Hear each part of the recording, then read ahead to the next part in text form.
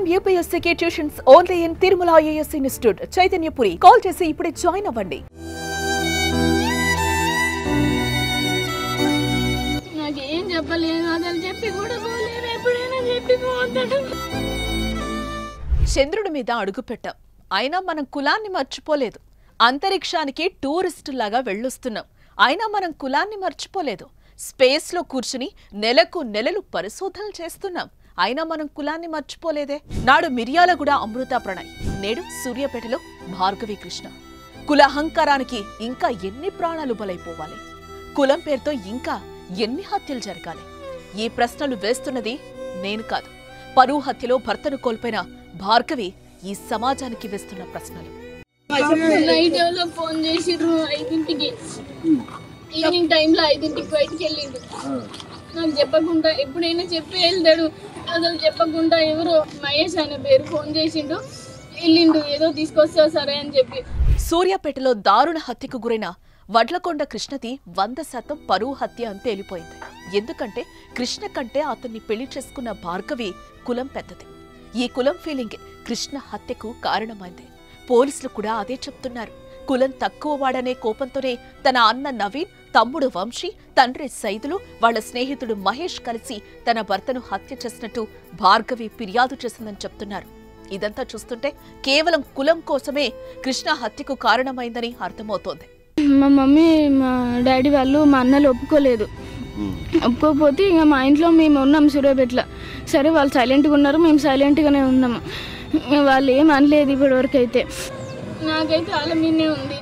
నిజానికి హత్యకు గురైన కృష్ణ భార్గవి సోదరుడు నవీన్ కు స్నేహితుడు. నవీన్ అనుచరులను పెంచుకుంటూ రాజకీయ నాయకుడిగా ఎదుగుతున్నాడు. తరచూ నవీన్ ఇంటికొస్తూ వెళ్లిన కృష్ణ అతని చెల్లెలు భార్గవితో ప్రేమలో పడ్డాడు. అయితే ఈ ఇద్దరూ వాళ్ల ప్రేమ వ్యవహారాన్ని నవీన్ కుటుంబానికి చెప్పారు. వాళ్లు పెళ్లికి ఒప్పుకోకపోవటంతో ఇద్దరూ కలిసి ఇల్లు వదిలి పారిపోయారు.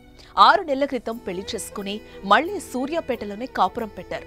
అప్పట్నుంచి భార్గవికి ఆమె పుట్టింటితో సంబంధాలు లేవు.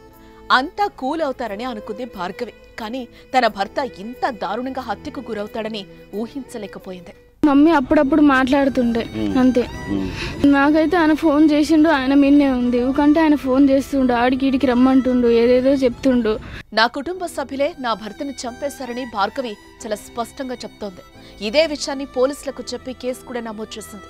తన భర్తను హత్య చేసేందుకు తన సోదరుడు నవీన్ చాలా పెద్ద ప్లాన్ వేశాడని, దాన్ని నేను పసిగట్టలేకపోయానని చెప్తోంది. 2 నెలలుగా వైరు మహేష్ అనే వ్యక్తి తన భర్త కృష్ణతో స్నేహం చేస్తూ వచ్చాడని, చిన్న సెటిల్మెంట్లు చేస్తూ డబ్బులు పంచేవాడని చెప్పుకొచ్చింది. ఆదివారం కూడా సెటిల్మెంట్ కోసమే కృష్ణను ఇంట్లోంచి తీసుకెళ్లిన మహేష్ రాత్రి వరకు అతన్ని ఇంటికి పంపలేదని చెప్తోంది. లాస్ట్ కాల్ కూడా మహేష్ ఫోన్ నుంచే వచ్చిందని, 10 నిమిషాల్లో ఇంటికొస్తానని కృష్ణ తనతో చెప్పాడన్న భార్గవి తెల్లవారే వరకు అతను రాలేదని, చివరికి మూసీ కెనాల్ కట్టపైన శవమై తేలాడని బోరున విలపిస్తోంది.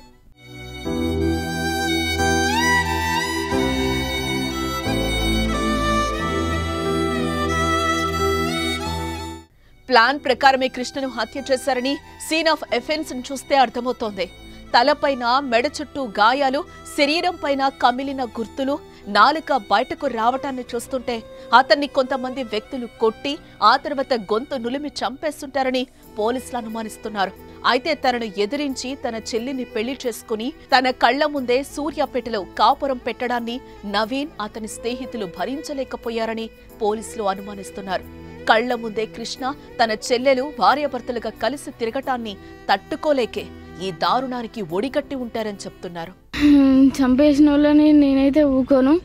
అలా ఖచ్చితంగా నేను కేసు పెడతా. వాళ్ళు ఖచ్చితంగా జైలుకి వెళ్లాల్సిందే. నేనైతే ఊకోను, అది ఎవరైనా సరే.